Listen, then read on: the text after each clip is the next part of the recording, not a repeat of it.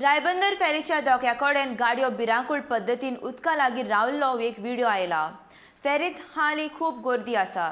चुकून कसलोय अपघात घडल्यार कोण जापसालदार हो मोठो प्रश्न उप्रासला। रायबंदर फेरी कमी आसलेल्यान चोडणा सावन येवपी लोकांक दिसपट्टे त्रास सोंसचे पडटा। ताका लागून मेळटा ते फेरींत लोक गर्दी करून घुसोवंक सोदता। 1-2 वरां ताका फेरीची वाट पळोवची पडटा।